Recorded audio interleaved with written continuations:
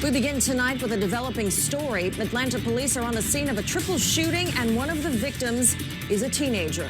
The shooting happened outside a barber shop, and tonight one victim is clinging to life. Channel 2's Jessica Jaglois is live at the scene where there's still a very heavy police presence. Jessica. As you can see behind me, there is still quite the active scene here in Southwest Atlanta. McDaniel Street is still closed, and it has been for more than 3 hours. That's because there are shell casings up and down the street. Now, I'm told one of the men who was shot, a man in his mid-20s, is in critical condition, but that his status could change for the worse overnight. It appears that they were the intended target, but again, we're not sure the reason of the shooting.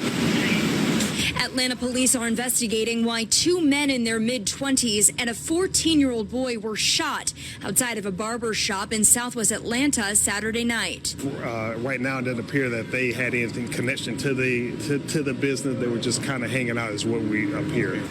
Investigators say it appears to have been a drive-by shooting, and according to several witnesses we spoke with, an automatic weapon was used. Heard like something like a semi-automatic or something. And I came running to the front of the gate because my Uncle Sammy be hanging. Sugar Thomas is one of dozens of residents who weren't allowed into their apartments while police investigated. K-9 units were used to locate additional shell casings and other evidence. 30 minutes, next be 45 minutes, then somebody said be 4 more hours. Really? I gotta go work in the morning. We praying for the people that got shot. Other than that, we gotta get in the house though.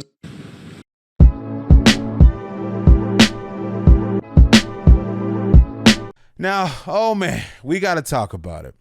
Now, you guys know 6ix9ine. Oh man, 6ix9ine is probably throwing a party right now, man.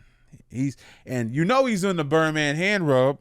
He's rubbing his hands together, boy. He's skinning and grinning right now, man. You know it. Now, for the people that don't know what's going on, they indicting everybody. So hide your kids, hide your wives. If you got YSL on your Instagram bio, delete it. If you got a fake Walmart YSL chain, throw it away. It's not looking good for Young Thug, y'all. It's not looking good. Now, Gunna, on the other hand, he may be able to get out this situation. Now, yesterday I'm thinking like, okay, Gunna may end up snitching. You know what I mean? He's like 1 minute away from calling Crime Stoppers and letting them know everything. But it's looking like he may be able to get out this situation because they're claiming that YSL is a gang organization and Gunna's a part of it, and that's why they are arresting him. Now, if I'm Gunna in this situation, if I'm his lawyer, I'm going to say, look, man, gang. I don't know nothing about no gangs. I'm not dumb as live, and by the way, I don't know nothing about gangs either, but I'm not in no gang.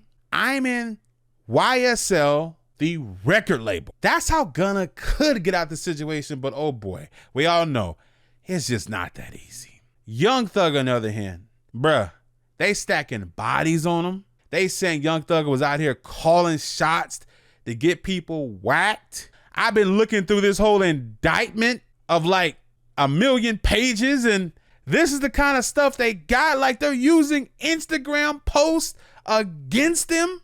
Like, this is one random piece of the indictment, and it shows an associate of YSL, right? And they're calling them a street gang, and they're saying that he was standing on the car of YFN Lucci, and they're using this as part of the indictment against him. Like, this is part of the evidence of conspiracy. Him standing on Lucci's car. This is crazy. It just don't look like Young Thug is going to get out of this situation. Let me play you guys this video of the DA. She is very serious about this situation. And when I come back, I will break down the murder charge that they have on Young Thug, and I will tell you guys the history of it and what really happened. Watch this video of the DA. She wants to get these dudes out of here. Rodney Bryan, as well as my sheriff and our sheriff, Sheriff Patrick Labatt. We are here today about a grand jury indictment that was returned that included not just Jeffrey Williams, which is of some notoriety and media attention, but about 28 defendants that operated within our community between the time period of 2012 and 2022. It is our allegation that they operated as a criminal street gang and commenced to do havoc in our community. That havoc includes crimes of violence, crimes of thefts, crimes involving drugs. I've made no secret about it, nor any apology, that as the District Attorney of Fulton County, my number one focus is targeting gangs. And there's a reason for that.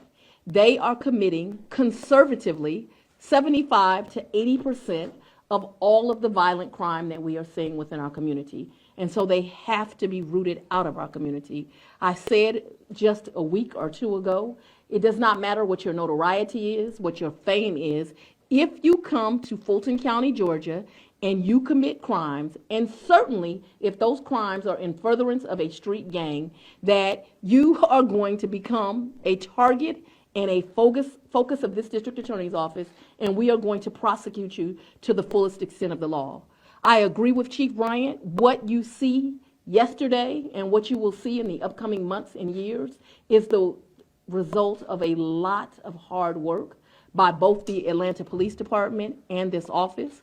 We are proud to bring forth this indictment and hopefully to bring justice to a lot of the community who was victimized through the course you see in this indictment. But more importantly, the most important thing that we are here to do is to keep this community safe. And we believe removing these 28 defendants will keep Fulton County safer. Let's break down this whole murder case with Young Thug, okay? Let's break it down. Now, the video that I showed you guys earlier today, they were talking about 3 people that were shot that was outside of a barber shop. Now, in the video, it says that one person was in critical condition. Another 2 people were okay. Now, the person that was in critical condition, he ended up dying. The person that died, his name is Donovan Thomas Jr. He was very close friends with Lucci. Now, there's reports that even before Donovan even died, Young Thug and Lucci had a problem with each other, but this really put the whole thing over the edge. Now, Donovan, a close friend of Lucci, Young Thug and Lucci beefing with each other, going back and forward. This whole thing has been happening for the longest time.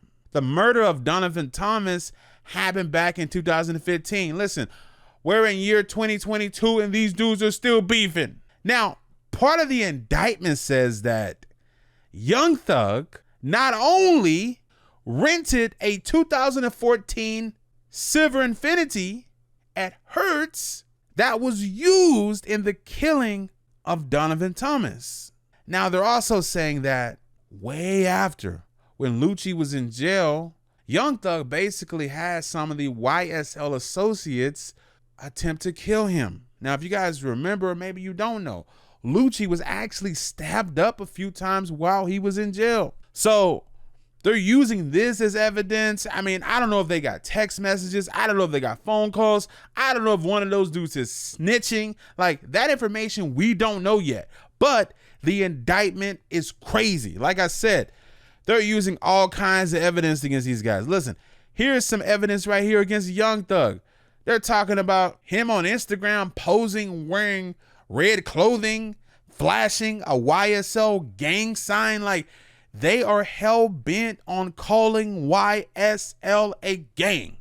Now, here's what you guys got to understand, right? Once they were able to label YSL a gang, anything goes.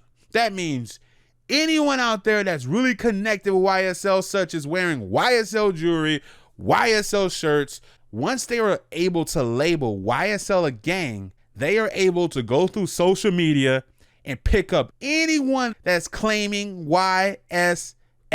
And that's how they got Gunna. Now, like I said, Gunna may be able to get out of this situation.